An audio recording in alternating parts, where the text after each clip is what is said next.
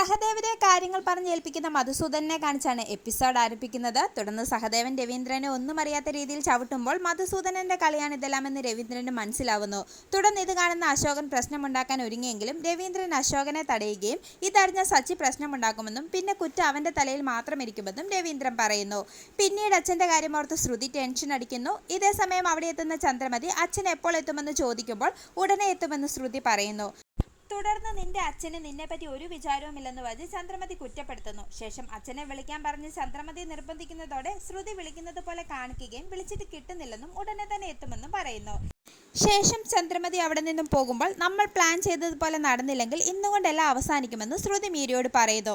തുടർന്ന് നമ്മൾ പറഞ്ഞ ആൾ ഉടനെ എത്തുമെന്നും അയാൾ സച്ചിനെ തന്ത്രപൂർവ്വം കുടിപ്പിക്കുമെന്നും അതോടെ നമ്മൾ വിചാരിച്ചതുപോലെ തന്നെ സച്ചി ഇവിടെ പ്രശ്നങ്ങളുണ്ടാക്കി ഈ ചടങ്ങ് കുളമാക്കിക്കൊള്ളുമെന്നും മീര പറയുന്നു. ഇത് കേട്ട് വരുന്ന ശ്രുതി കാര്യം തിരക്കുമ്പോൾ ഓരോന്ന് പറഞ്ഞ് ശ്രുതി രക്ഷപ്പെടുന്നു.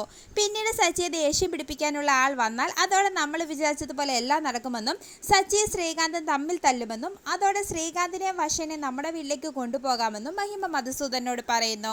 പിന്നീട് സച്ചി മിണ്ടാതിരിക്കുന്ന കണ്ട് രേവതിക്കാകെ വിഷമമാവുകയും സച്ചിയെ ഞുള്ളിപ്പറിക്കുകയും ചെയ്യുന്നു.